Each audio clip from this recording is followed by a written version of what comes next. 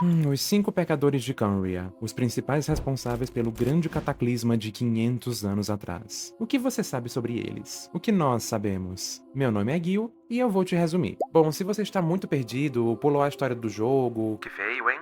Ou ainda não jogou, olha o spoiler. Bem, sumariamente, em Khaenri'ah, a nação caída de Teyvat, houveram 5 pessoas que se apropriaram do poder abissal indevidamente, e com isso, abriram portas para a entrada e propagação das bestas e do poder do abismo mais uma vez em Teyvat, culminando na Guerra de 500 anos atrás, no Grande Cataclisma, no qual várias pessoas e divindades tiveram suas vidas ceifadas ou sacrificadas. Resumindo, os 5 são os culpados diretos e principais de todas as desgraças que assolaram o mundo e enterraram a nação sem Deus. Nós tivemos os nomes e títulos de cada um deles revelados no jogo. E, com a introdução do Herir, nós percebemos que são 5 blasfêmias para 5 pecadores. Listando na ordem com a qual conhecemos cada um deles, Hinedotir, Ouro, foi aquela que blasfemou contra a vida. Vedurfonir, o visionário, e parece ser o principal deles, algo como um líder em certo momento ou orquestrador, foi quem blasfemou contra o tempo. Surtalog, o cavaleiro abominável, blasfemou contra o espaço e o vazio. Herir, o vingador da lua, foi aquele que blasfemou contra a morte. E Hoptatir, o sábio, blasfemou contra a razão. As blasfêmias significam, dentre outras coisas, transgressões contra ordens naturais e até sagradas da realidade, como, por exemplo, desafiar a morte, vislumbrar o futuro do mundo inteiro, invadir outros mundos ou mesmo criar formas de vida em cadeia por conta própria. Tudo isso, ou quase tudo isso, através do uso de poder abissal que originalmente não deveria pertencer a eles, resultando em anomalias e sofrimento para os outros. Esses são realmente grandes pecados. Sim, todo o poder abissal deveria ser convergido para o nosso gêmeo, que por ser um descido, em tese, poderia manuseá-lo com mais controle. Todavia, esse poder foi dividido e repartido entre cada um dos 5, indo apenas cerca de metade do equivalente para o nosso gêmeo. Isso foi revelado bem recentemente na quest do Dainsleif em Natlan. Bom, de todos esses pecadores, nós meio que já conhecemos apenas 3. Ouvimos a voz do Vedurfonir, o visionário, que é o irmão mais velho do Dainsleif. Oh, dear creature, why do you bow down? For I am no god, I am but a sinner. Vislumbramos uma das aparências que o Surtalog outrora já possuiu, afinal, o Cavaleiro Abominável foi o mestre da Skirk e dono da Baleia Devoradora de Mundos, lá de Fontaine. This planet no longer holds anything of interest to me. So I'm leaving.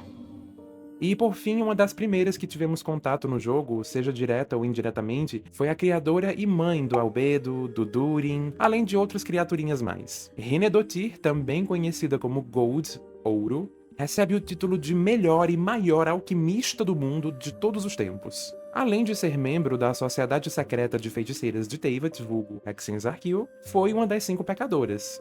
Apesar de agora estar em uma posição totalmente oposta. I'm raising a son. Of all the children I had, he's the only one left. But I suppose that still makes me a mother. Eu quero saber mais disso também, por favor. Enfim, não esqueça de engajar o vídeo. É de graça pra você e muda tudo pra mim. Deixe uma curtida e um comentário, por favor. Recentemente, em Nordcry, no ato 2, nós podemos conhecer um 4º pecador e dessa vez diretamente. Falar com ele, vislumbrar sua forma física, testemunhar ele agindo diretamente com seu poder, ou pelo menos uma parte do que restou dele, e claro que não haveria momento mais oportuno pro Herir aparecer. Afinal, o título dele é Vingador da Lua, e nós estamos literalmente na região das luas, Nordcry. Então...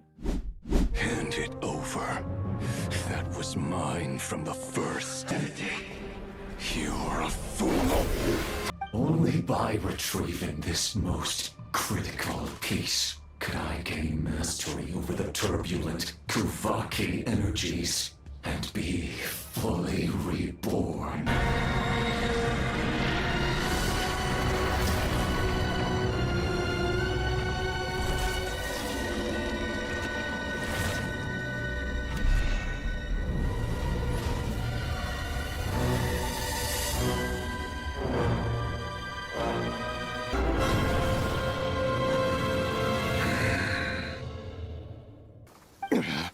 Sluggish, torpid.